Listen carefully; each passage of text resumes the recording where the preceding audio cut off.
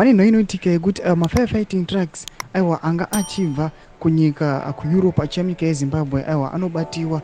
Pana patiri kuona kuti vakomana vanoimangwana vari vachidhimanda vachiti aiwa Lithuania must release our trucks zvaspekulata kuti aiwa aya matrucks aya anenge belonga to Zimbabwe or ED Mnangagwa. Zvari kuona kuti aiwa anenge atori mamwe madeals. Sanapinda mashoko anobuda nyogwa panapa bepa nawo resume anoti bo subscribe or like or turn on the bell icon.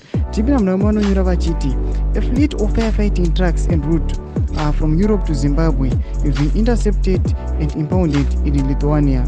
Government spokesperson Nick Mangwana reviewed this on his X account without giving more details, suggesting that it could be other Clandestine Mnangagwa deals.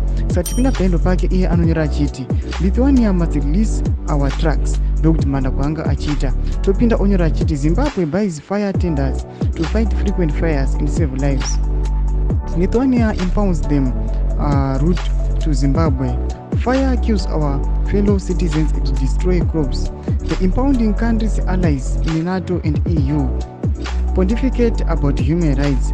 Are those dying of fires not human beings?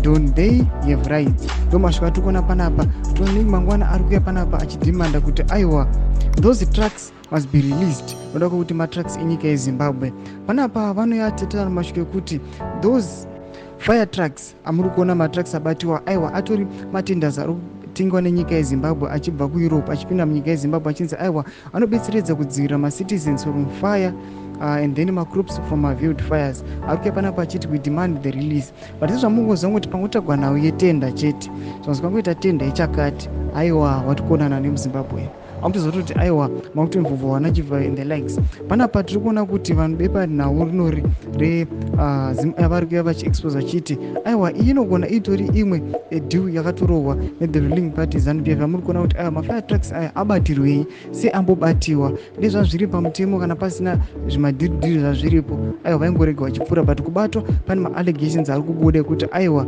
something is wrong. Tudze mafunguro enyu muri kudii pamusoro pechitiko ichi. Vinako mesection medu musano subscribe or like and turn on the